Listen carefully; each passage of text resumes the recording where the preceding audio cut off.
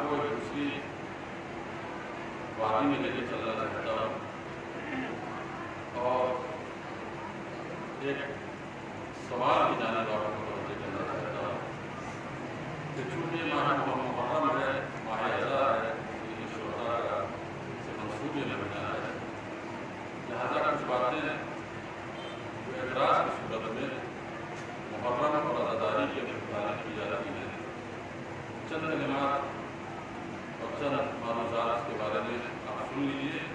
اس کے بعد میں اس منزل پہ آتا ہوں کہ جس کا وعدہ تھا۔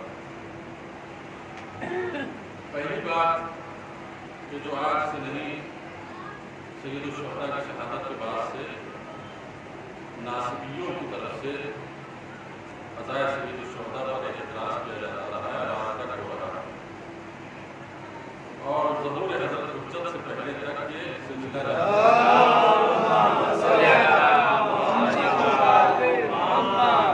سرکار حضرت حجت جب تشریف لائیں گے تبھی ان حدیثوں پہ دہن پر لگام لگے گی، تبھی یہ خاموش ہوگی۔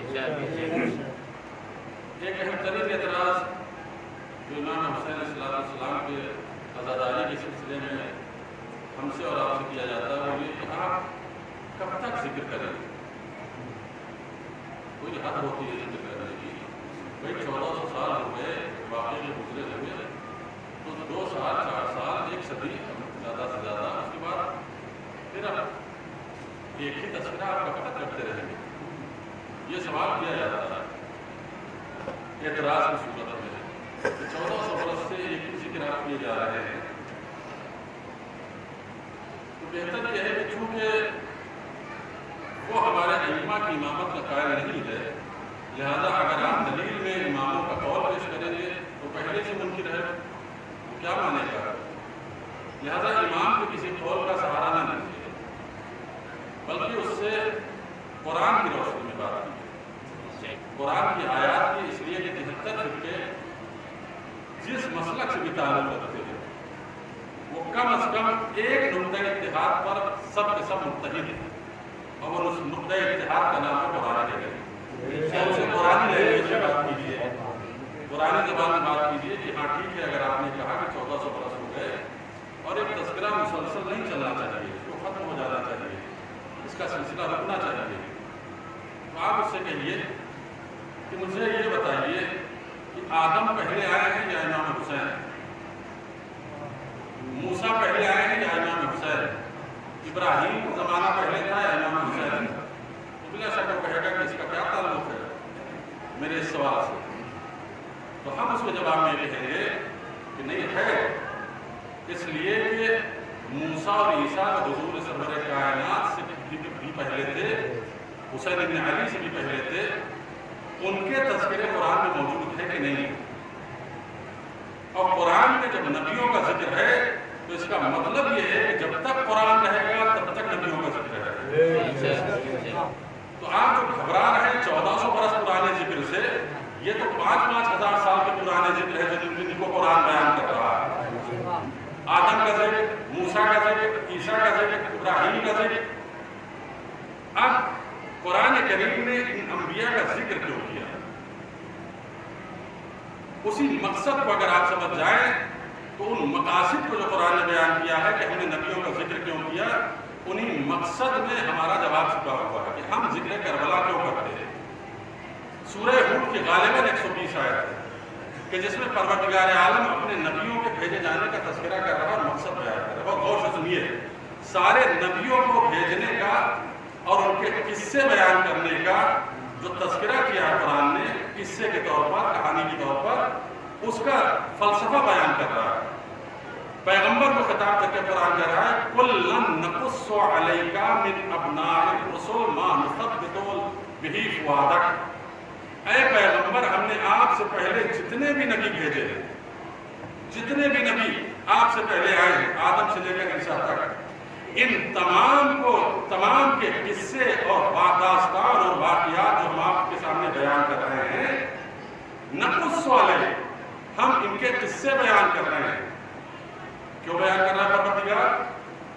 تو اب مقصد اور فلسفہ بتا رہا ہے اس لیے بیان کر رہے ہیں کہ ماں نثبتو بہ فؤادک، تاکہ تمہارا دل قوی ہو جائے۔ ہم نبیوں کا تذکرہ اس لیے کر رہے ہیں، موسیٰ کا ذکر اس لیے کر رہے ہیں، عیسیٰ کا تذکرہ اس لیے کر رہے ہیں، آدم کی داستان اس لیے بیان کر رہے ہیں لنثبت فؤادک، تاکہ تمہارے دل کو محکم کر دیں، تمہارے اندر شجاعت کا جوہر بھر دے، تم کو بہادر بنا دے، کہ جب تم موسیٰ کی داستان سنو کہ ایک ایسے ہنگام میں وہ گرفتار تھے کہ پیچھے دشمن تھا، آگے دریا تھا، بچنے کا کوئی چانس نہیں تھا، تو تم میں قوت توکل پیدا ہو۔ جب ابراہیم کا تذکرہ سنو کہ ان کو آگ کے حوالے کر دیا گیا اور اس کے باوجود ہماری مدد پہنچی اور ہم نے کہا یا نار کونی بردم و سلام علی ابراہیم، اے آگ ٹھنڈی ہو جا سلامتی کے ساتھ ابراہیم پر، جب اس واقعے کو پڑھو تو تمہارے اندر قوت توکل پیدا ہو، قوت شجاعت پیدا ہو کہ کوئی بڑے سے بڑا بادشاہ ہو اس کے سامنے کلمہ باطل کو قبول نہ کرو۔ لنثبت بہ فؤادک، ہم نے قرآن اس لیے تمہارے پاس نازل کیا، تمہارے اوپر نازل کیا۔ پہلا مقصد، پہلا فلسفہ تذکرہ انبیاء کا قرآن یہ بیان کر رہا ہے کہ میں نے قرآن اس لیے نازل کیا کہ تمہارا دل قوی ہو جائے، تم ثابت قدم ہو جاؤ۔ دوسرا مقصد کیا ہے؟ وَجَاءَكَ فِي هَذِهِ الْحَقِّ، اور ہم نے یہ واقعات اس لیے بیان کیے کہ تمہیں پتہ چل جائے کہ سارے واقعات حق پہ مبنی ہیں، یہ سب حق کی داستان ہے، یہ سب حق کے قصے ہیں جو ہم تمہیں بیان کر رہے ہیں۔ اور تیسرا مقصد کیا ہے؟ وَمَوْعِظَةٌ، ان واقعات کو بیان کرنے کا مقصد یہ ہے کہ تم ان واقعات سے نصیحت حاصل کرو، ان واقعات سے نصیحت حاصل کرو۔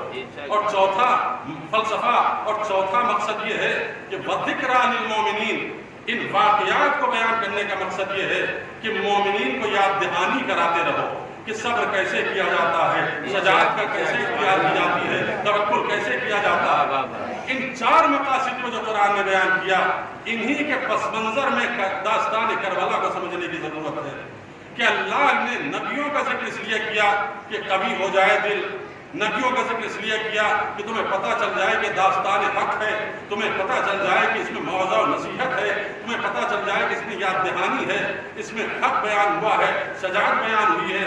لہٰذا جب کربلا کا ذکر ہو تو تمہیں معلوم ہونا چاہیے کہ یہ میدان صفا ہے، یہ میدان وفا ہے کہ جس میں شجاعت بھی ہے، جس میں سخاوت بھی ہے، جس میں ایثار بھی ہے، جس میں توکل بھی ہے۔ تو جو مقصد نبیوں کے ذکر کو زندہ رکھنے کے لیے ہے، وہی مقصد کربلا کے بیان کرنے کے لیے بھی۔ صلوات پڑھتے محمد۔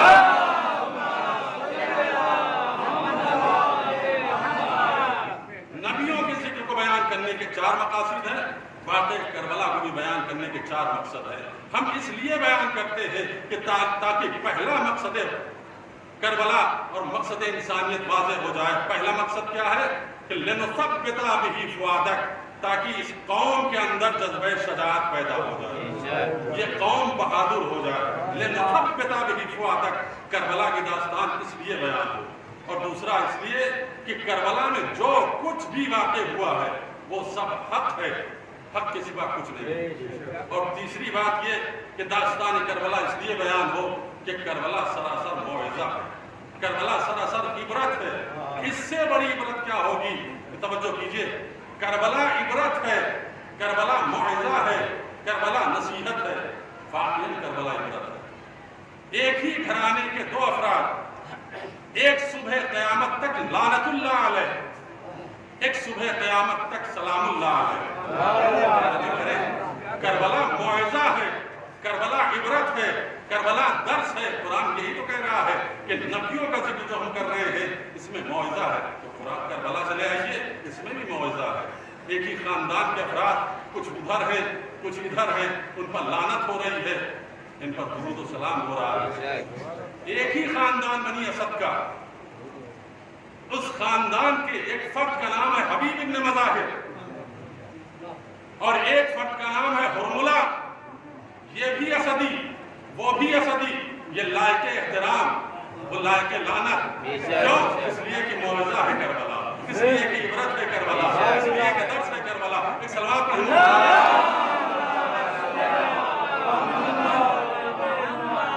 ایک ہی خاندان کے دو افراد، ایک پہ لعنت ہو رہی ہے، ایک پر درود و سلام ہو رہا ہے۔ حسین ابن علی سلام کر رہے ہیں، اور ارملا وہ ہے کہ پانچویں امام فرماتے ہیں کہ صبح قیامت تک ارملا پہ لعنت ہوتی رہے. تو یہ عبرت نہیں ہے، اس سے بڑی عبرت کیا ہوگی تاریخ کربلا میں. اور چوتھی چیز ہے ذکر. یہ پہلی آیت ہے جو میں نے جواب کے طور پہ حاضر کیا، پیش کیا آپ کے سامنے، کہ اگر کوئی کہے کہ ذکر کربلا کب تک، تو اس سے بتائیے کہ ذکر موسیٰ کب تک، ذکر آدم کب تک، ذکر عیسیٰ کب تک، ذکر ابراہیم کب تک. جب انبیاء کا ذکر جب تک ہوتا رہے گا تب تک حسین کا ذکر ہوتا رہے گا. کیوں؟ اس لیے کہ جو مقاصد ان کے ذکر میں مضمر ہیں وہی مقاصد حسین کے ذکر میں مضمر ہیں اور بنہا ہیں. یہ ایک آیت. اور دوسری آیت قرآن نے کہ ذکر کربلا کیوں کریں گے، کیوں کر رہے ہیں اور کب تک کریں گے. دیکھیے قرآن سورہ نساء کی آیت پڑھیے تو ہر انسان کو چیخ چیخ کے کسی کی برائی کرنے سے منع کیا کہ خبردار برائی نہ کرنا کسی کی، چیخ چیخ کے کسی کو اجازت نہیں. قرآن غالباً چھٹے پارے کی آیت یہیں سے شروع ہوتا، چھٹے یا پانچویں جو بھی ہو، بہرحال سورہ نساء کی آیت. لا يحب اللہ الجہر بالسوء من القول. اللہ چیخنے کو، بلند آواز کو، کسی کی برائی کے طور پہ بلند آواز بلند کرنا یہ پسند نہیں کرتا. کبھی بھی اللہ یہ پسند نہیں کرتا کہ چیخ چیخ کے کسی کو گالی دو، کسی کی برملا مذمت کرو، برائی کرو، ملامت کرو. لیکن آیت یہی ختم نہیں ہوئی. لا يحب اللہ الجہر بالسوء من القول. تمہارا جو قول ہے، جو کلام ہے، یہ برا نہیں نکلنا چاہیے اور یہ جہر نہ ہو، یعنی بلند آواز میں نہ ہو. تمہیں اجازت نہیں ہے. لیکن الا من ظلم. ہاں اگر تم مظلوم ہو، اگر تم مظلوم ہو تو تمہیں حق دیا جاتا ہے کہ چیخ کے کہو کہ فلاں ظالم ہے، چیخ کے کہو کہ فلاں نے ظلم کیا. کربلا سے زیادہ ظلم کہاں ہوا؟ کربلا سے میں ظلم کرنے والوں سے بڑا ظالم کون ہے؟ کربلا میں حسین سے بڑا مظلوم کون ہے؟ قرآن ہم کو اجازت دے رہا ہے کہ تمہیں حق ہے کہ چیخ کے کہو ظالم پہ لعنت ہو. تمہیں حق ہے کہ چیخ کے کہو حسین ابن علی تم پہ سلام ہو.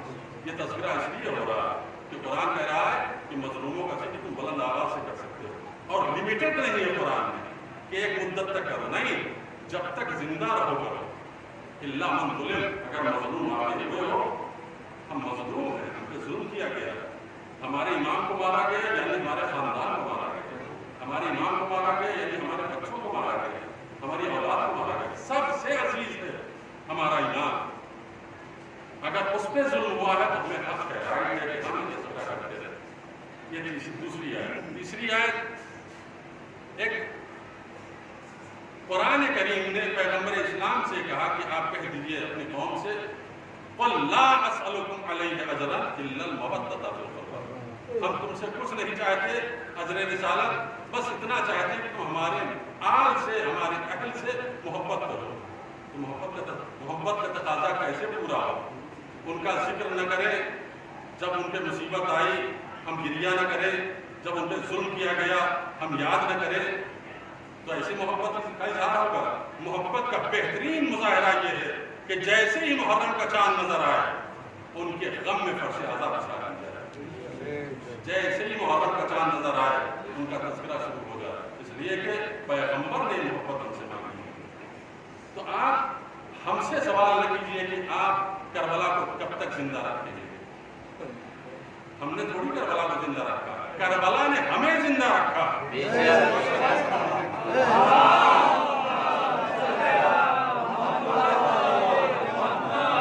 کربلا کو کون زندہ رکھ سکتا ہے؟ کربلا نے انسانیت کو زندہ رکھا. کربلا نہ ہوتی سب ختم ہو جاتا. یہ تین آیت. چوتھی آیت سنیے. چوتھی آیت میں یہ قرآن اعلان کر رہا مَن يُعَظِّمْ شَعَائِرَ اللَّهِ فَإِنَّهَا مِن تَقْوَى الْقُلُوبِ. جو کوئی بھی شعائر الہیہ کی تعظیم کرے گا تو یہ گویا اس کے دل کا تقویٰ ہے، یعنی دل اس کا پاکیزہ ہے. اور اگر شاعر الہیہ کی وہ تعظیم نہیں کرتا تو دل بڑا گندا ہے. اس کا یہ تو مفہوم ہوا، ایک طرف دل پاکیزہ ہے اور ایک طرف دل گندا ہے. قرآن نے پاکیزہ دل والوں کی تعریف کی ہے کہ وہ شاعر الہیہ کی تعظیم کرتے ہیں. شاعر کسی بھی چیز کی علامت کو کہا جاتا ہے. کوئی بھی ٹیم جب میدان میں آتی ہے تو اس کا ایک مخصوص یونیفارم ہوتا ہے، وہ یونیفارم اس کا شعائر ہے، اس کی علامت ہے۔ ہر ملک کا اپنا ایک نیشنل فلیگ ہوتا ہے، قومی جھنڈا ہوتا ہے، یہ اس ملک کا شعائر ہے۔ ہر اسکول کا ایک لوگو ہوتا ہے، وہ لوگو اس کا شعائر ہے۔ اور ہمارے دین کا، ہمارے مذہب کا شاعر کیا ہے؟ حسین ابن علی کا تذکرہ۔ حسین ابن علی سے منسوب چیزیں، یہ ہمارا شاعر ہے۔ آپ کہیں گے صاحب علم کیسے شاعر ہو سکتا ہے؟ بے جان چیز بھی شاعر ہوتی ہے، تعزیہ بے جان یہ شاعر ہوتے ہیں کہ کیسے؟ تو ہم نے کہا کہ یہ جو ملکوں میں جھنڈے لہرائے جاتے ہیں ان میں کون سی جان ہے؟ یہ ٹیمیں جو لباس پہن کے، یونیفارم پہن کے کھیلتی ہیں، ان میں کون سی جان ہے؟ اور اس کے علاوہ بے جان پہ اگر اعتراض ہے آپ کو تو قرآن ہی سے میں جواب دے رہا ہوں۔ قرآن کہہ رہا ہے ان الصفا والمروہ من شعائر اللہ، صفا اور مروہ شعائر اللہ ہے۔ صفا اور مروہ شعائر اللہ ہے، یعنی بے جان پتھر شاعر اللہ ہو سکتا ہے، یہ تمہاری سمجھ میں آتا ہے۔ علامہ ابو الفضل عباس شاعر اللہ نہیں ہو سکتا، یہ تمہاری سمجھ میں نہیں آتا۔ صلوات پڑھ محمد۔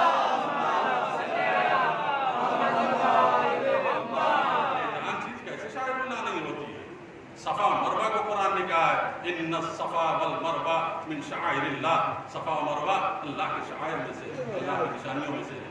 اور جانور بھی اگر اللہ کی راہ میں قربان ہوتے ہیں وہ شاعر الہی ہے۔ کتنا دور چلا گیا تعلیم قرآن سے مسلمان کہ وہ پتھر کو شاعر اللہ ماننے کے لیے تیار ہے، لیکن حسین کی یادگار کو شاعر اللہ ماننے کے لیے تیار ہے۔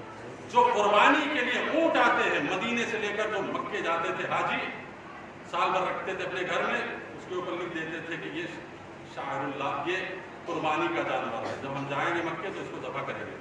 جب یہ لے کے چلتے تھے تو قرآن کہہ رہا ہے کہ بَلْ جَعَلْنَاهَا شَاعِرَ اللَّهِ، ہم نے اس جانور کو، قربانی کے جانور کو شاعر اللہ بنایا ہے۔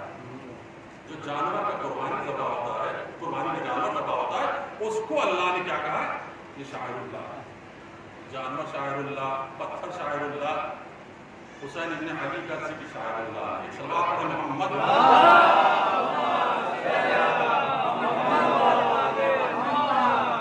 محرم کیا ہے؟ محرم ہم کو زندگی عطا کرتا ہے، محرم ہم کو بیداری عطا کرتا ہے، محرم ہم کو عمل کی دعوت دیتا ہے، محرم ہم کو ایثار کا جذبہ سکھاتا ہے۔ محرم کے لیے مرزا دبیر نے کہا تھا کہ ہر چند ہزار رنگ عالم بدلے، ممکن نہیں تاثیر محرم بدلے۔ ہر چند ہزار رنگ عالم بدلے، ممکن نہیں تاثیر محرم بدلے۔ باقی ہے انتقام خون شبیر، کعبہ کے اوپر لباس ماتم بدلے۔ صلوات محمد۔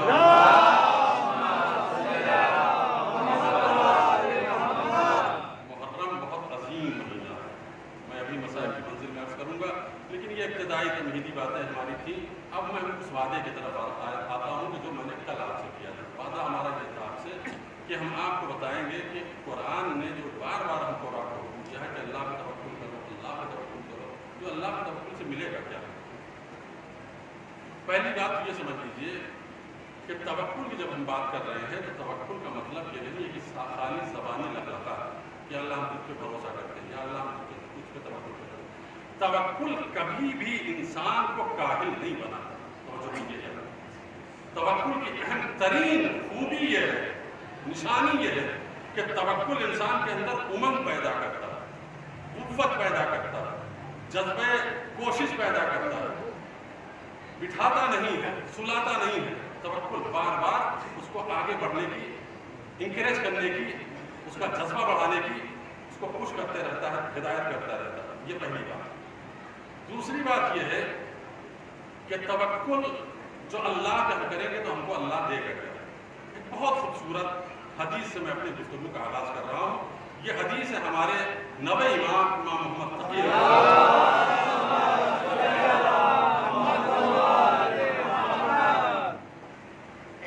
توکل کے لیے اتنی بہترین خوبصورت حدیث معصوم نے فرمائی ہے کہ اس کو آب زر سے لکھنے کے لائق ہے۔ امام فرماتے ہیں الثقہ باللہ ثمن لکل غار وَسُلَّمٌ إِلَىٰ كُلِّ حَالٍ. یہ جو اللہ پہ بھروسہ ہے یہ دنیا کی ہر گراں تک چیز کی قیمت ہے. دنیا میں جتنی بھی گراں تک چیزیں ہیں ان کی اگر کوئی قیمت ہے تو یہ توکل علی اللہ ہے. ثمن لکل ایک سوال پر محمد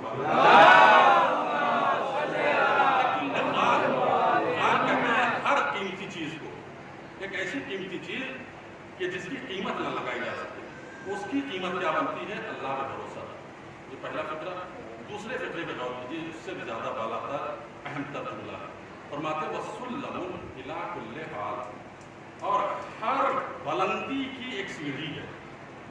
اللہ پہ توکل اللہ پہ بھروسہ ہر بلندی کی طرف جانے کی ایک سیڑھی ہے. اس کے علاوہ اس سے مضبوط کوئی سیڑھی نہیں بلندی پہ جانے کے لیے. یعنی دنیا میں جتنی بھی سیڑھی ہے وہ برف کی کے پہاڑ ہیں کہ جن پہ ہم امید کر رہے ہیں کہ یہ بہت اونچے ہیں. لیکن معصوم فرما رہے ہیں کہ وہ اونچے ضرور ہیں لیکن یہ برف کے پہاڑ ہیں کچھ ہی دیر میں پگھل جائیں گے. جس کسی پر اس حدیث پر غور کیجئے اس کو سمجھنے کی کوشش کیجئے کہ تمہاری ہر ترقی کا راز ہے اللہ پہ توکل کرنا.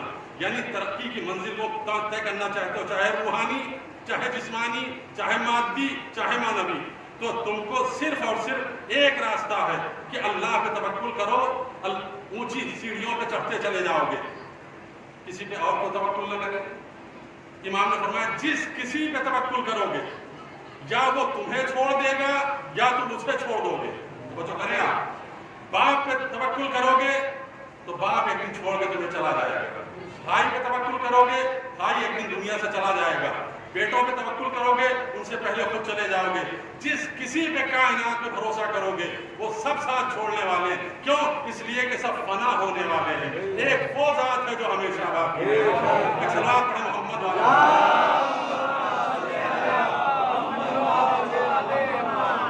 کسی پہ بھروسہ کرو گے چھوڑ دے گا تمہیں.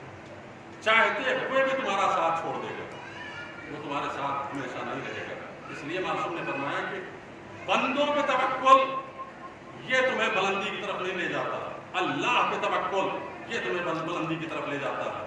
اللہ پہ توکل کا مطلب کیا ہے کہ ہم بندوں سے مدد نہ مانگے. یہ بھی وہابیوں کی طرف سے کہا جاتا ہے. بس اللہ اللہ کیجئے.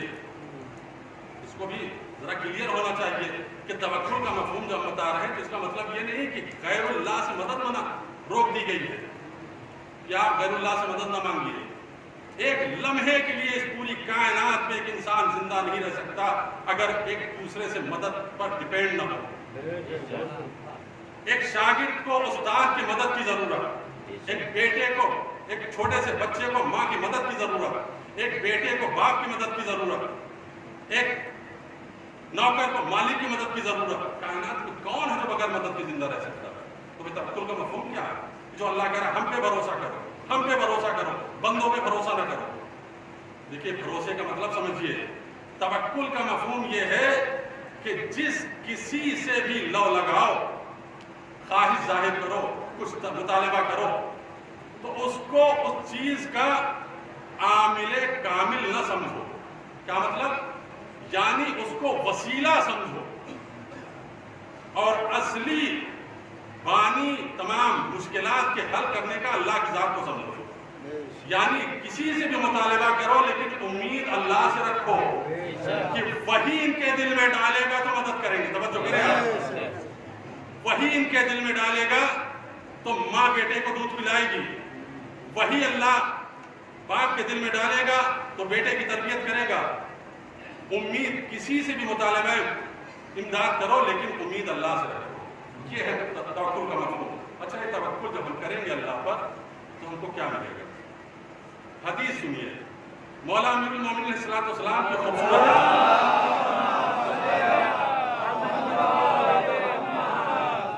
اس لیے کہ اگر توکل کا مفہوم یہ سمجھ لیا جائے کہ نہیں کسی سے مدد نہ مانگی جائے تو رسول اللہ نے مدد مانگی.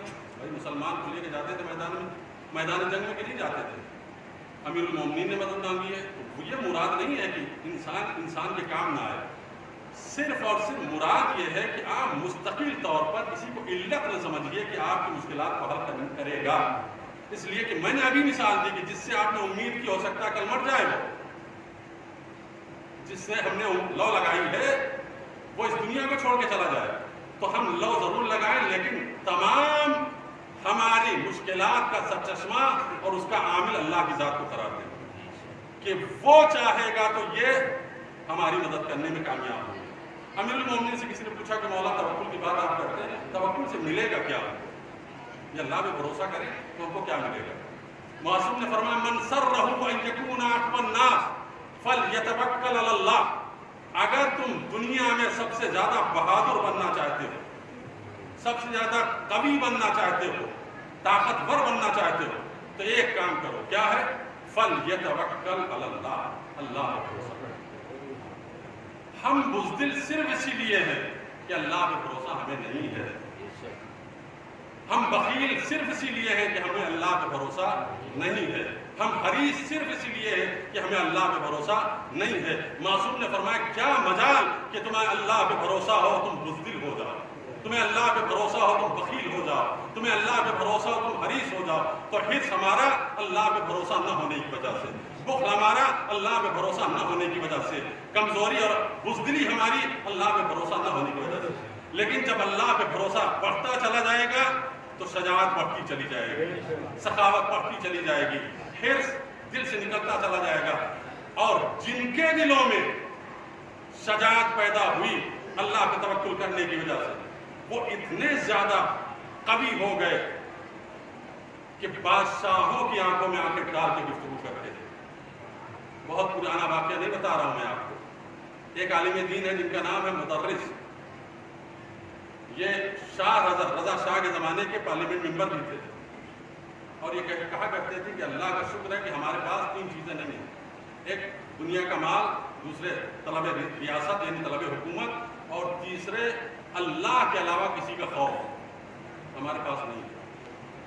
اللہ کے علاوہ میں کسی سے ڈرتا ہی نہیں، یوں تو ہم بھی کہتے ہیں صبح شام کہ ہم اللہ کے علاوہ کسی سے نہیں ڈرتے، ہوم گارڈ دیکھتے ہیں تو گھر میں گھس جاتے ہیں سلوات پڑھتے ہیں،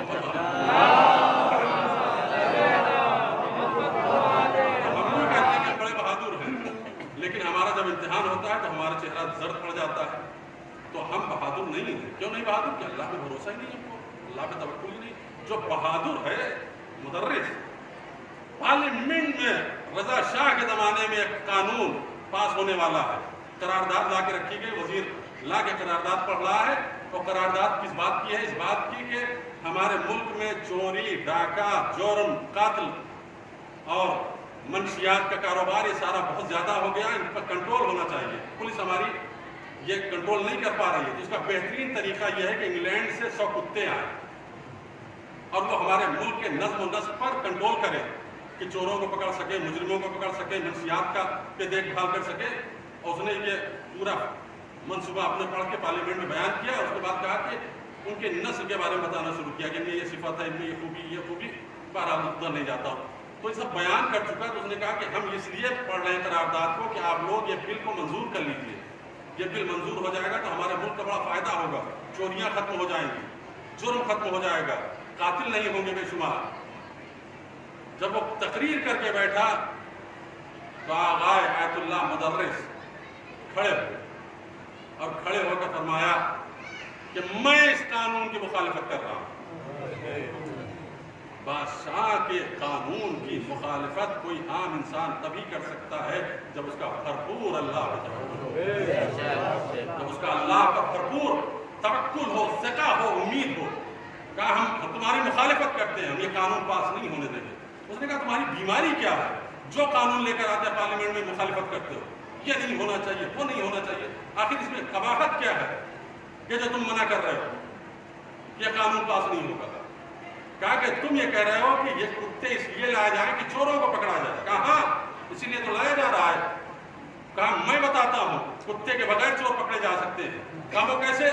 کہا سب سے بڑے چور کو پکڑ لو، چھوٹے چور کو بھی پکڑ لو،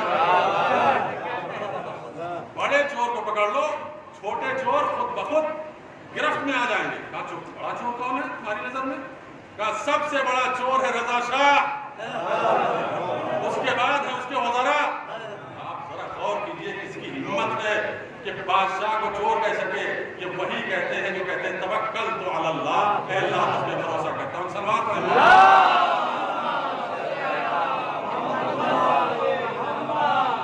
اللہ تجھ پہ بھروسہ کرتا ہوں. یہ مولا امیر المومنین کیا فرمایا؟ من سرہ ان یکون اقوی الناس. اگر تم چاہتے ہو کہ بہادر ہو جاؤ، شجاع ہو جاؤ، تو اس کا ٹیبلٹ یہی ہے کہ اللہ سے خوف زدہ ہو جاؤ، اللہ پر بھروسہ کرو، اللہ پر توکل کرو. یا اللہ حسین ابن علی کی شہادت کا واسطہ ہم کو اور ہماری قوم کو شجاعت عطا فرما، ہم کو اور ہماری قوم کو توکل عطا فرما، ہم کو اور ہماری قوم کے تمام بوڑھے جوان بچوں کو اللہ پہ بھرپور بھروسہ کرنے کی طاقت عطا فرما. اس لیے کہ یہ وہ قوت ہے کہ جب انسان کے اندر آ جاتی ہے تو باطل کو قبول نہیں کرتا. یہ وہ قوت ہے کہ جب انسان کے اندر آ جاتی ہے تو کائنات میں شجاع ہو جاتا ہے. جب شجاع ہو جاتا ہے تو پھر اس کو کوئی مست نہیں کر سکتا ہے، اس کو کوئی کچل نہیں سکتا ہے، اس پر کوئی ظلم نہیں کر سکتا. ایک صلوات پڑھیں محمد.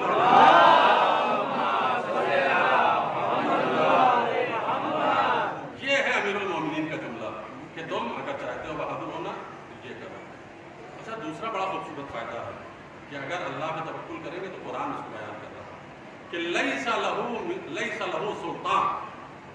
اگر تم اللہ پہ توکل کرتے ہو تو قرآن کہہ رہا ہے کہ شیطان کا بس تم پہ نہیں چلے گا، شیطان کا زور تم پہ نہیں چلے گا. بڑے بڑوں کو شیطان بھٹکا دیتا ہے، لیکن قرآن کہہ رہا ہے کہ اگر تم اللہ پہ توکل کرو، علی الذین آمنوا وعلی ربہم یتوکلون، جو مومن ہیں اور اللہ پہ توکل کرتے ہیں، شیطان ان کے اوپر تسلط نہیں پا سکتا، ان کے اوپر کنٹرول نہیں کر سکتا، اس کا زور اور بس نہیں چل سکتا. تیسری حدیث اس سے بھی خوبصورت سنانا چاہتا ہوں، ایک صلوات کا سہارا دیجیے.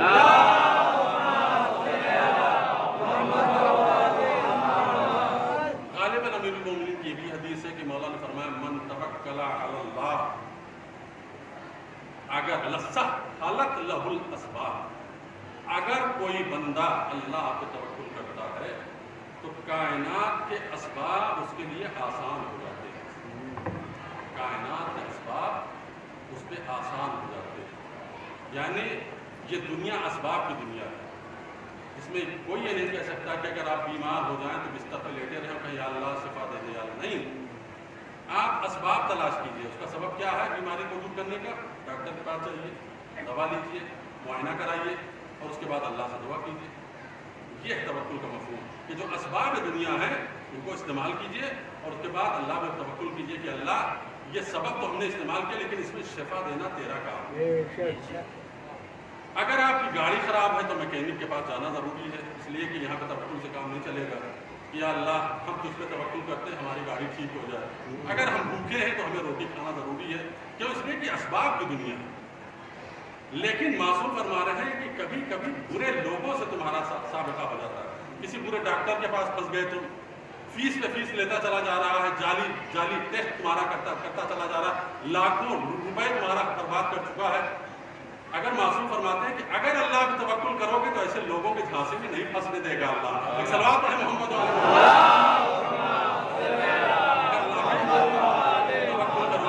آپ گھر بنا رہے ہیں، کوئی اناڑی مستری مل گیا آپ کو، معصوم فرما رہے ہیں ان سے بچنا چاہتے ہو، ان اسباب سے، خطرناک اسباب سے، تو اللہ پہ توکل کرو. لسہلت لہ الاسباب، اللہ تمہارے لیے اسباب کو آسان کر دے گا. یہ ہے مفہوم اس حدیث کا کہ اللہ تمہارے لیے اسباب کو آسان کر دے گا، کہ جو مشکل تمہاری ہے حل نہ ہونے والی اس کو بہت زیادہ آسان کر دے گا. اور ہماری بہت ساری مشکلات حل ہوتی ہیں نماز اول وقت سے. اول وقت نماز اگر ہم پڑھنے کے عادی ہو گئے تو آیت اللہ بہجت کہتے تھے کہ جس کا اول وقت نماز نہیں ہوگی اس کا کوئی کام اول وقت نہیں ہوگا. ایک صلوات پڑھیں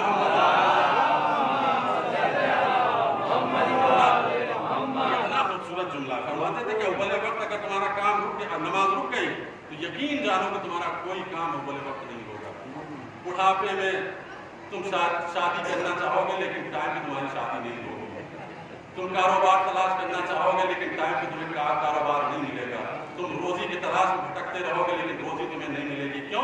اس لیے کہ تم نے روزی کے سورس کو چھوڑ کر روزی تلاش کرنا شروع کیا. ایک صلوات پڑھیں محمد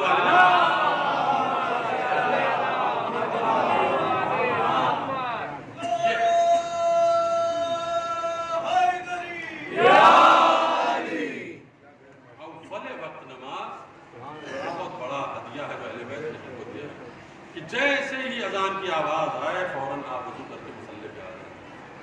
3 وقت کی نماز یہ کوئی زیادہ ٹائم نہیں لیتا ہے. ہم 2 گھنٹے موبائل میں اپنا وقت صرف کر سکتے ہیں، لیکن 15 منٹ یا 17 منٹ یا آدھا گھنٹہ زیادہ سے زیادہ تینوں وقت کی نماز میں ہم نہیں دے پاتے ہیں. اور اس کا نتیجہ یہ ہے کہ معصوم فرماتے ہیں کہ اگر نماز تمہاری ٹلتی رہے گی تو کام بھی تمہارے ٹلتے رہیں گے. ایک صلوات پڑھیں محمد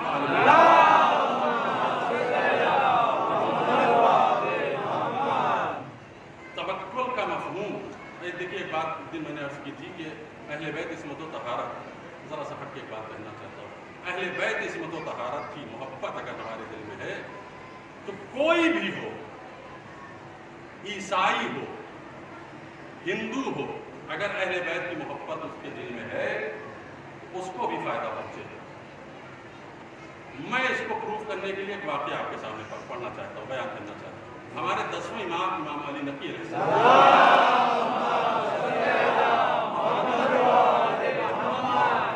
10ویں امام سامرہ میں ہے، اور ان کے زمانے کا ایک عیسائی ہے جس کا نام یوسف ابن یعقوب یا یعقوب ابن یوسف. یہ عیسائی اس کو متوکل نے طلب کیا کہ سامرہ آنا، دربار میں میرے حاضری دو. شیعہ ہو، سنی ہو، عیسائی ہو، سب خوف زدہ ہو جاتے تھے اگر یہ متوکل کی طرف سے کوئی فرمان آتا تھا کہ تمہیں دربار میں پہنچنا. جیسے کسی نے آگے کہا کہ دربار میں تمہیں بلایا متوکل نے، خوف زدہ ہو گئے، اب تو ہماری جان خطرے میں، اب ہم ضرور مارے جائیں گے. تو پریشان ہوا کہ جان کیسے بچائیں. تو اس کا ایک شیعہ دوست تھا، اس کے پاس گیا، کہنے لگا کہ یہ جو تمہارے امام ہیں اس وقت سامرہ میں رہتے ہیں، اگر میں ان سے رابطہ قائم کروں، ان کے لیے کچھ نظر کروں تو کیا ہمیں بھی ان کی محبت کام آئے گی؟ توجہ کیجیے گا. وہ پوچھ رہا ہے یوسف ابن یعقوب کہ اگر ہم تمہارے امام کے لیے کچھ نظر کر دیں تو کیا تمہارے امام ہماری مدد کریں گے؟ یہ فائدہ پہنچائے گا؟ انہوں نے کہا بلا شک، جو بھی ہمارے معصوم ائمہ سے محبت کرتا ہے اس کا رزلٹ اسی دنیا میں دیکھتا ہے، اسی دنیا میں اس کو انعام ملتا ہے، اس کا فائدہ دیکھتا ہے. تو کہنے لگا کہ میں نے نیت کی ہے کہ میں 100 دینار یا 100 درہم ان کو نظر کے طور پہ عطا کروں گا، ان کی بارگاہ میں جا کے ان کی خدمت میں دوں گا. لیکن مجھے معلوم نہیں کہ ان کا گھر کہاں. کہا سامرہ چلے جانا گھومتے ہوئے اور کسی سے پوچھ لینا. تو کہا کہ نہیں، پوچھ تو نہیں سکتا اس لیے کہ متوکل کا پہرا رہتا ہے، پوچھوں گا تو اور زیادہ فوکس میں آ جاؤں گا، مجھے گرفتار کر کے سزا دے گا. تو کہا کہ ٹھیک ہے چلے جاؤ کسی بھی طریقے سے، تم وہاں پہ رہنمائی بھری ہوئی جائے گی. یہ گھوڑے پہ سوار ہو کے چلا. سامرہ جب پہنچا تو کہتا ہے کہ سامرہ میں پہنچ کر میں مذبذب تھا کہ میں کس سے پوچھوں، کہاں پہ رکوں، کس سے سوال کروں. کہ ایک میرے ذہن میں خیال آیا کہ نہیں، میں جس جانور پہ بیٹھا ہوا ہوں یہ جانور چلتے چلتے جس دروازے پہ رک جائے سمجھو کہ وہی گھر ہے امام. یہ ایک معرفت ہے، شیعہ نہیں ہے، عیسائی ہے، لیکن وہ سمجھ رہا ہے کہ کچھ طاقت کے مالک ہیں یہ کہ ان کے دروازے پہ گھوڑا خود رک جائے گا. ایک مرتبہ یہ نیت کی کہ گھوڑا جہاں پہ رک جائے گا تو اس سے آگے نہیں بڑھوں گا. گھوڑا لے کر اس گلی سے اس گلی جاتا رہا. ایک مرتبہ جا کے ایک دروازے کے سامنے گھوڑا رک گیا. جیسے رکا تو اندر سے دروازہ کھلا. کہا یوسف ابن یعقوب. اندر سے آواز آئی یوسف ابن یعقوب. ایک دم سے خوف، ایک دم سے چونک گیا کہ ہاں یہ کون ہو سکتا ہے. کہا اللہ اکبر، الحمدللہ کہ پہلی ہماری جو پہلا شک تھا وہ ہمارا دور ہوا کہ ایک علامت نظر آئی کہ واقعی یہ شیعوں کے امام ہیں. یقین ہمارا ایک درجہ بلند ہوا. اس کے بعد کہا کہ ہاں میں یوسف ہوں. کہا کہ تمہیں اندر بلایا جا رہا ہے، ہمارے امام تمہیں طلب کر رہے ہیں. میں اندر گیا تو جیسے ہی بیٹھا امام نے کہا کہ وہ نظر کا پیسہ مجھے دو، تمہاری نظر قبول ہے. کہنے لگا ایک قدم اور یقین میں اضافہ ہوا کہ ہم نے تو کسی سے نام بھی نہیں لیا تھا کہ کیا نظر کرنا ہے، کتنی کی نظر کرنا ہے. کہا کہ جاؤں اس کے پاس، جان محفوظ رہے گی. کہا ہاں میں ذمہ لیتا ہوں کہ جان محفوظ رہے گی. کہا کہ ہمارے لیے آپ کیا کہہ رہے ہیں؟ امام نے فرمایا کہ میں تمہارے لیے یہ کہہ رہا ہوں کہ تمہاری نسل سے تمہارا ایک بیٹا پیدا ہوگا کہ جو میرا چاہنے والا ہوگا، مجھ سے محبت کرنے والا ہوگا، اور میں شفاعت کر کے اس کو جنت میں لے جاؤں گا. ایک سلام پڑھیں محمد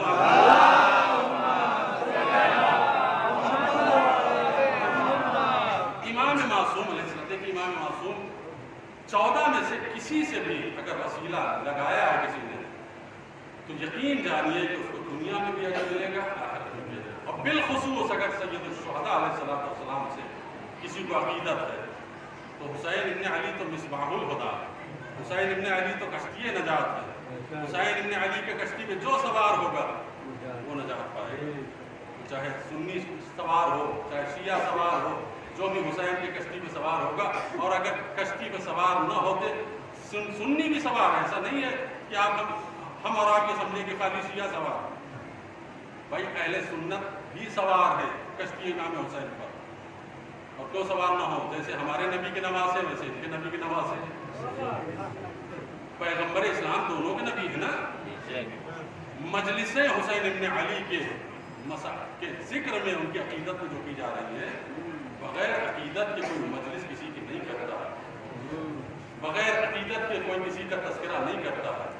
یہ ہمارے اہل سنت برادران، چاہے وہ عثمان بھائی ہوں چاہے بادشاہ بھائی ہوں، یہ ہمارے سر کا تاج ہے. ہم احترام کی نظر سے ان کو دیکھتے ہیں. جب ہماری مجلس میں آتے ہیں تو یہ حسین ابن علی کے مہمان تو ہمارے مہمان ہیں، اہل بیت عصمت عرب کے مہمان ہیں تو ہمارے مہمان ہیں. یہ آپ سے زیادہ ہم کو عزیز ہیں، آپ سے زیادہ ہمارے محبوب ہیں. کیوں؟ اس لیے حسین ابن علی کے چہتے ہیں، حسین ابن علی کے محبوب ہیں. یہ جس طریقے سے حسین ہماری شفاعت کریں گے، ہو سکتا ہے کہ پہلے ان کی شفاعت کریں بعد میں ہماری شفاعت. صلوات پڑھیں محمد.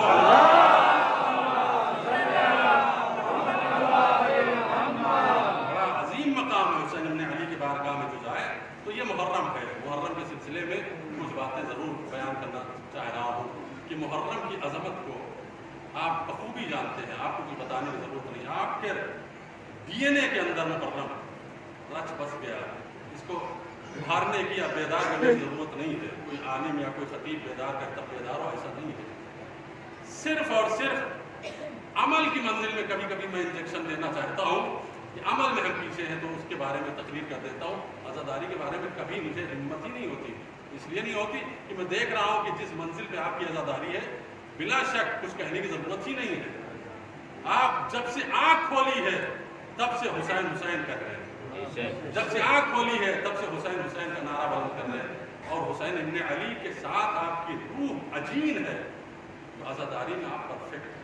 عزاداری کا آپ کی لائق تعریف ہے، لائق شبہ نہیں ہے، قابل شبہ ہو بھی نہیں سکتی.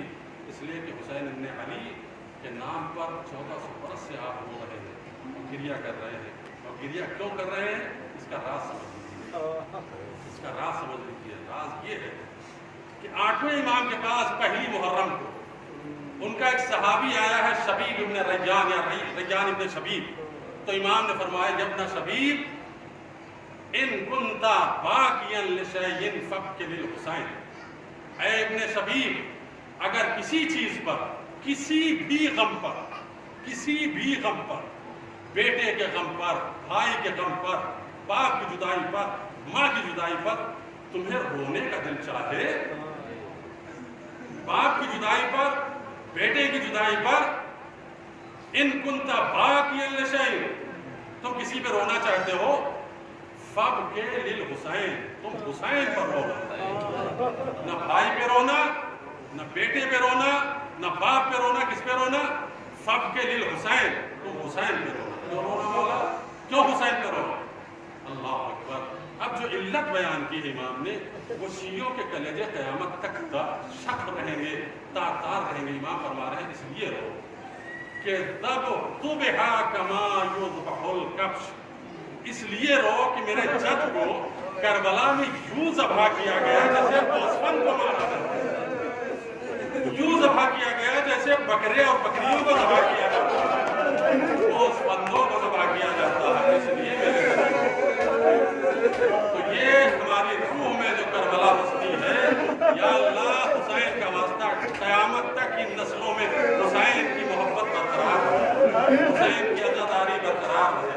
اس لیے کہ حسین کی عزا ہے تو یہ قوم ہے، حسین کی عزا ہے تو یہ جوان ہے، حسین کی عزا ہے تو ہمارا تشخص ہے.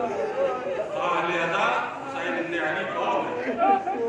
8واں امام تعارف کرا. اگر رونا ہے کسی بات پہ تو کسی پہ نہ رونا، نہ باپ پہ رونا، نہ بیٹے پہ رونا، نہ بھتیجے پہ رونا، میرے جد پہ رونا. اس لیے کہ میرے جد کو مظلوم طریقے سے مارا گیا، میرے جد کو رلا رلا کے مارا گیا، میرے جد کو بکروں کی طرح سے ذبح کیا گیا. انہوں نے کائنات میں ایسا مظلوم نہیں مارا جس کو اس طریقے سے ذبح کیا گیا.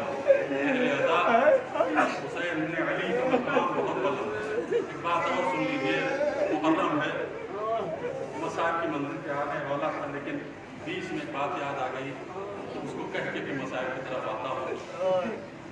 یہ محرم حسین ابن علی کا مہینہ ہے، حسین ابن علی کی طرف منسوب ہے. حسین ہم کو کیا دیں گے؟ ایک خطیب ہے کہ جو بیٹھا ہوا تمام مجمع کے سامنے تقریر کر رہا ہے. آپ کو معلوم ہونا چاہیے کہ قرآن نے جو بیان کیا ہے جنت کے 8 دروازے اور جہنم کے 7 دروازے. یہی سے اللہ کی رحمت کا اندازہ کر لیجیے کہ رحمت والی چیز زیادہ ہے اور عذاب والی چیز کم ہے.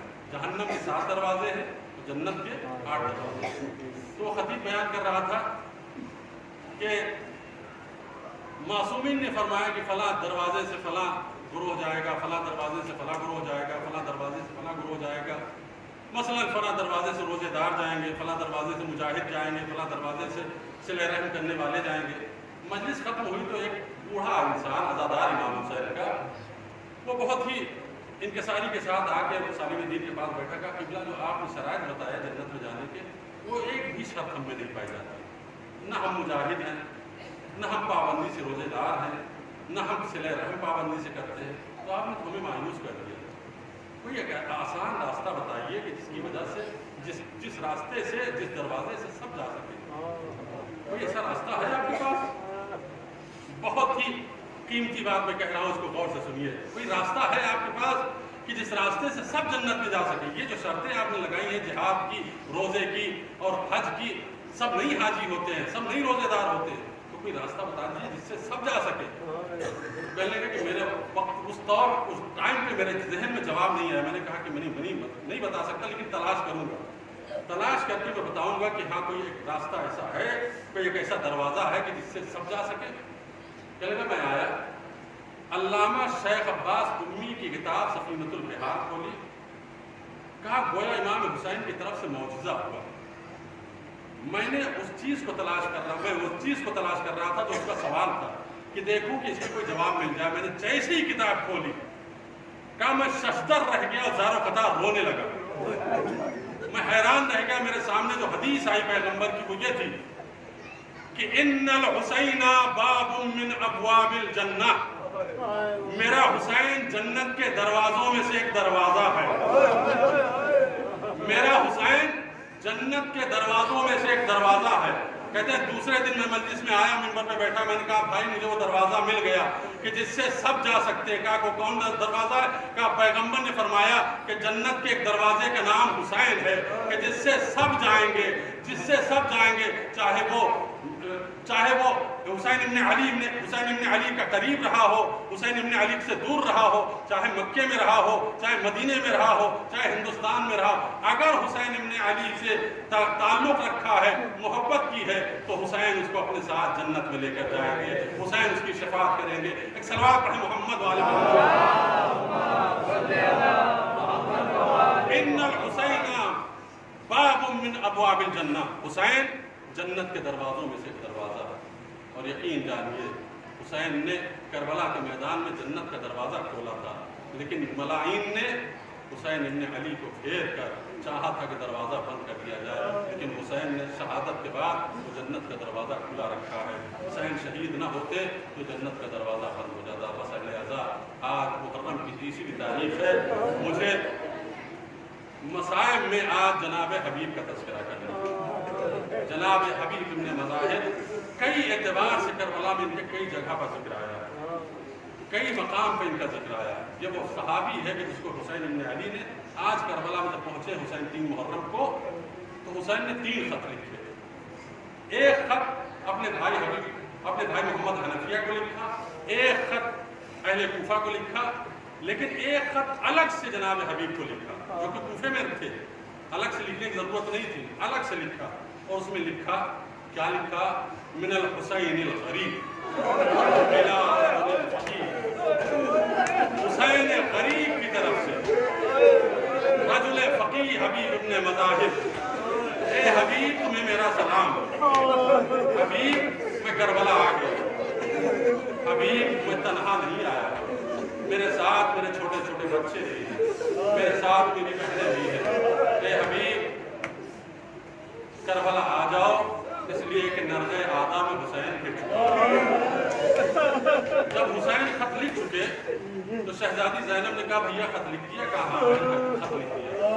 کہا بھیا کیا لکھا ہے آپ نے؟ کہا حسین میں نے لکھا ہے کہ حبیب کربلا میں اکیلا ہوں، چاروں طرف سے فوجوں نے گھیر لیا ہے، میری بہن زینب میرے ساتھ ہے۔ کہا بس خط میں اتنا لکھا ہے؟ کہا ہاں بہن۔ کہا بھیا میری طرف سے 3 کلمات اور بتا دو۔ کہا زینب وہ کیا ہے؟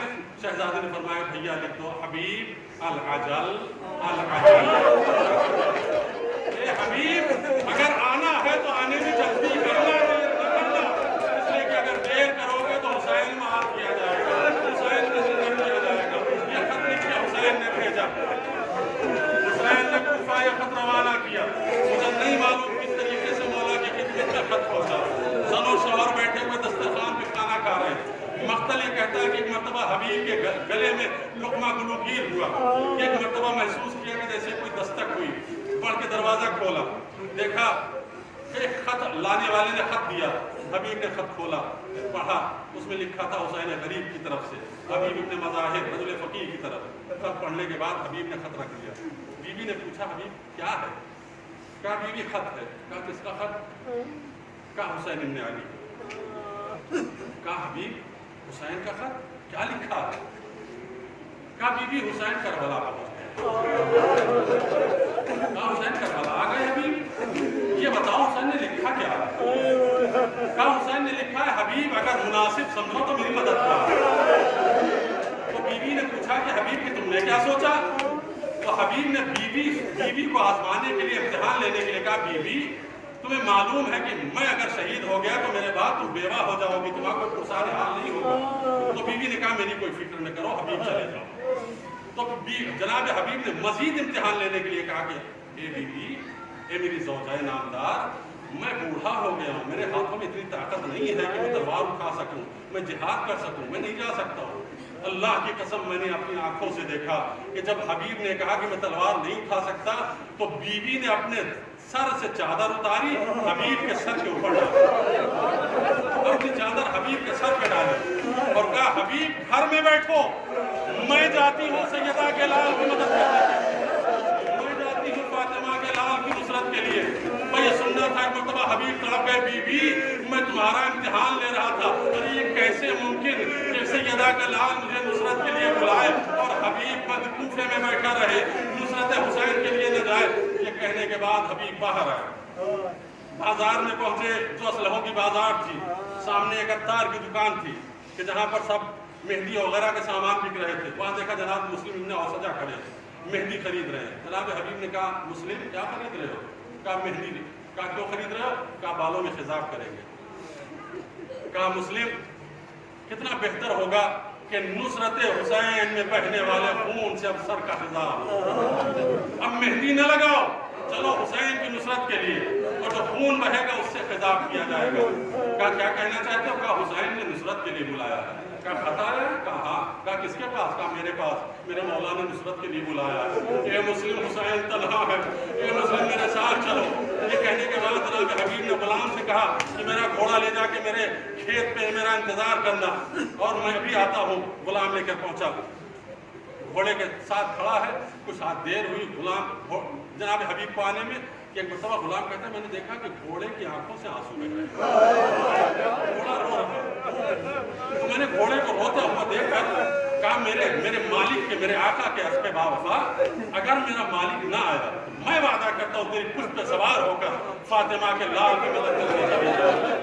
اور یہ آواز حبیب کے کانوں میں ٹکرائی، فرمایا اے سیدہ کے لال کتنے مضبوط کہ آج غلام بھی اپنی جان نثار کرنے کے لیے تیار ہے۔ اور ایک مرتبہ کہا غلام اب میں تجھے رخصت کر رہا ہوں تو اپنے گھر جا۔ اس نے کہا آقا یہ شرط محبت نہیں ہے کہ جب تک میں آپ کے ساتھ رہا، جب تک اچھا زمانہ رہا تو ساتھ رہا، اور جب نصرت فاطمہ کا وقت آیا تو مجھے دور کر رہے ہو، میں بھی آپ کے ساتھ چلوں۔ میں آج چاہتا ہوں کہ ذرا تفصیل سے سنیے جناب حبیب کے مسائل۔ کہتا ہے میں بھی آپ کے ساتھ چلوں گا۔ کہا کہ چلو۔ غلام کو لیا، جناب مسلم ابن اوسجہ کو لیا، کربلا پہنچے، جہاں حسین اپنے لشکر کے ساتھ حبیب کا انتظار کرتے۔ ایک مرتبہ حسین نے فرمایا اللہ اکبر۔ کسی نے پوچھا مولا تکبیر کیوں کہی؟ کہا میرے بچپن کا دوست حبیب ہے۔ وہ حبیب کا گھوڑا سامنے نظر آ رہا ہے، अबुल अब्बास बढ़े, जनाब अली अकबर बड़े पेशवाई के लिए। हबीब को एहतराम से लाया गया। एक मरतबा हबीब उतरने के बाद जनाब इमाम हुसैन को सलाम किया और सलाम करने के बाद एक जुमला कहा कि शहजादे अली अकबर अब अपनी फूफी को जाके इस गुलाम का सलाम करें। जनाब अली अकबर आए और आने के बाद कहा, फूफी अम्मा हबीब आपको सलाम के जरिए सलाम कहलवाया, बाद मतलब में जनाब अली अकबर के जरिए, बहरहाल किसी के जरिए सलाम पहुंचाया शहजादी ने, बल्कि शहजादी ने सलाम कहलवाया जनाब हबीब को कि जाके सलाम कहो कि हबीब मेरा सलाम, अली की बेटियां तुम्हें सलाम कर रही हैं। जनाब हबीब ने सुना तो एक मरतबा अपने सर से अमामा उतारा, जमीन पर डाल दिया, अल्लाह फातिमा की बेटियों ने अली की बेटियां मुझे सलाम कहलाएं, अली की बेटियां मुझे सलाम कहलाएं। मैं कहूँगा हबीब बड़े गैरतदार हो, अभी तुम सिर्फ सलाम की आवाज़ सुनी है तो इस कदर बेचैन हुए हो कि सैयदा के बेटियां तुम्हें सलाम क्यों कर रही हैं। हबीब काश तुम असरे आशूर होते तो देखते इन्हीं शहजादियों के सरों से चादरें छीनी जाती। ये वो शहीद है कि जिसको हुसैन ने पहला इम्तियाज ये है कि खत लिख के बुलाया। दूसरा इम्तियाज क्या है? दूसरा इम्तियाज हबीब का यह है कि शब आशूर हिलाल इब्न नाफे भागे हुए आए जनाब हबीब के पास। का हबीब गज़ब हो गया। क्या हुआ? का अभी शहजादियों के खैमे के सामने से गुजर रहा था कि मैंने शहजादी ज़ैनब को बीवियों से और इमाम हुसैन से कहते हुए सुना कि भैया हुसैन अपने सहाबियों का इम्तिहान कर लिया है, अपने सहाबियों का इख्तिबार कर लिया है। कहा बहन क्यों पूछ रही हो? कहा भैया मैं इसलिए पूछ रही हूँ कहीं ऐसा न हो कि कल जब जंग छिड़े तो तुम्हारे सहाबी तुम्हें छोड़ के चले जाए। जैसे ही हिलाल ने हबीब से कहा कि हबीब ऐसा सुन के आया हो, एक मरतबा हबीब खड़े हुए और सहाबा के असहाब के जो खैमे थे सारे खैमों के करीब गए। कहा सईद, ज़ुहैर सब बाहर निकलो। सारे सहाबियों को बाहर लेकर आए। एक मरतबा हुसैन के खैमे के करीब खड़े हुए। कहा अस्सलामु अलैका या अबा अब्दुल्लाह, ए हुसैन आपको मेरा सलाम। मौला बाहर तशरीफ लाइए। हुसैन बाहर आए। कहा मौला हम सारे गुलाम इसलिए आए हैं कि शहजादी को हमारी वफा पे यकीन नहीं। मौला ये तलवारें हमारी गर्दनों पे है, इजाजत दीजिए अभी गर्दनें काट के आपके कदमों पे डाल दें। एक मरतबा हुसैन खैमे के अंदर गए। कहा बहन ज़ैनब हबीब सहाबियों से, तमाम सहाबियों से कसम लेकर कह रहे हैं कि हम आपकी गर्दनों को आपके कदमों पे डाल देंगे। बीबी ने कहा कि हुसैन अपने सहाबियों को मेरा सलाम कहिए, अपने सहाबियों को मेरा सलाम। ये दूसरा मकाम है जहाँ शहजादी ने सलाम कहा। ये दूसरा इम्तियाज जनाब हबीब का। तीसरा इम्तियाज सुनिए, जनाब हबीब शब आशूर इमाम हुसैन के पास आए और आगे कहा मौला हुसैन इब्न अली मेरे आका, इसी करबला के पड़ोस में थोड़े से फासले पे हमारा कबीला बसा हुआ है, अगर आप इजाज़त दें तो वहाँ पे 500 से ज़्यादा लोग हमारे कबीले के मौजूद हैं, मैं उनको जाकर आपकी नुसरत के लिए आमादा करता हूँ, सबको लेकर आता हूँ। इमाम ने कहा जल्दी जाओ। हबीब गए और जाने के बाद एक जुमला कहा कि मेरे कबीले वालों, कोई भी कौम का सरदार अपनी कौम के लिए इतना बेहतरीन तोहफा नहीं लाया जो मैं तुम्हारे लिए लाया हूँ। मैं वो तोहफा तुम्हारे लिए लाया हूँ जो कोई कौम का सरदार नहीं ले जाता है। सारे कौम वालों ने पूछा कि हबीब क्या लाए हो? कहा यही तुम्हारे पहलू में सैयदा का लाल यक्को तन्हा है, फौज ने घेरा हुआ है, तुम मेरे साथ चलो सैयदा के लाल की नुसरत के लिए। सब तैयार हुए। 90 लोग, 90 सिपाही कबीले बनी असद के तैयार हुए जनाब हबीब के साथ हुसैन की नुसरत के लिए। ये सब आ रहे थे कि मेरे साथ को खबर मिल गई। उसने 500 सिपाहियों को भेजकर जंग छेड़ दी। अब जब जंग हुई तो 90 मुकाबला नहीं कर सकते थे, वो मैदान छोड़ के चले गए और सुबह होते होते करबला की ज़मीन से बाहर चले गए। जनाब हबीब की ये कोशिश नाकाम हो गई। वापस आए इमाम हुसैन के पास का मौला बहुत कोशिश की थी कि आपके नासिरों की तादाद बढ़ जाए, लेकिन मैं कोशिश में कामयाब ना हुआ। यह दूसरा इम्तियाज़ है जनाब हबीब का। अब ये जनाब हबीब जब शहादत का सिलसिला सहाबियों का शुरू हुआ तो इमाम हुसैन के पास आए। आका अब मुझे भी, बल्कि तीसरा इम्तियाज़ सुन लीजिए, थोड़ा सा तवील हो जाएगी बात। मुस्लिम जब शहीद हो रहे थे तो इमाम हुसैन के साथ हबीब आए हैं जनाब मुस्लिम के सरनामे, और जनाब मुस्लिम इब्न औसजा से कहा कि मुस्लिम, मुझे मालूम है कि तुम्हारे बाद मैं शहीद हूँगा, अगर खबर होती, यकीन होता कि तुम्हारे बाद जिंदा रहूँगा तो मैं कहता कि वसीयत करो, तुम्हारी वसीयत पे अमल करूँगा, लेकिन उसके बावजूद भी मुस्लिम बताओ, तुम्हें कुछ कहना हो तो कहो। تو جناب مسلم نے انگلی کا اشارہ کر کے کہا تھا امام حسین کی طرف کہ اے حبیب شہید ہو جانا مر جانا لیکن اس غریب کا ساتھ اے حبیب اس غریب کو تنہا نہ چھوڑنا۔ حبیب نے وعدہ کیا کہ میں حسین کا ساتھ نہیں چھوڑوں گا۔ مسلم کے بعد حبیب کھڑے ہوئے آقا مجھے مرنے کی اجازت دیجیے۔ ایک مرتبہ حسین نے اجازت دی۔ حسین کے بوڑھے سپاہی نے گھوڑے پہ سوار ہو کے حملہ کرنا شروع کیا۔ 62 یا 65 یزیدیوں کو واصل جہنم کیا۔ زخموں سے چور ہو کر میں سمیٹ رہا ہوں مصائب کو، زخموں سے چور ہو کر ایک مرتبہ مقتل میں گرے۔ حسین کو آواز دی اے میرے آقا آپ کو میرا سلام ہو، السلام علیکہ یا ابا عبداللہ۔ حسین پہنچے اور پہنچنے کے بعد کچھ ہی شہید ہیں کربلا میں کہ جن کے سرحانے حسین پہنچے ہیں، ان میں سے ایک شہید جناب حبیب ہے۔ حسین حبیب کے سرحانے پہنچے، سر اٹھا کے رکھا۔ یہ چوتھا امتیاز ہے جناب حبیب کا کہ حسین نے دعا کی للہ درک یا حبیب کنتا فاضلا وتختم القرآن فی رکعت الصلاۃ۔ اے حبیب تجھ کو اللہ جزائے خیر دے، اے حبیب تجھ کو اللہ جزائے خیر دے، تم مرد فاضل تھا۔ اے حبیب تم وہ میرے مجاہد سپاہی ہو کہ ہر رکعت نماز میں رات کو ایک ختم قرآن کرتے تھے، پورا قرآن ختم کرتے تھے۔ یہ حسین تعریف کر رہے ہیں حبیب تمہیں میرا سلام ہو کہ تم ختم قرآن کرتے تھے۔ حبیب شہید ہو گئے۔ حبیب کا سر بنی دارم کے قبیلے کے شخص نے جدا کیا اور جدا کرنے کے بعد کہتا ہے کہ میں قاتل ہوں۔ حسین ابن نمیر آگے بڑھا، کہتا ہے میں قاتل ہوں۔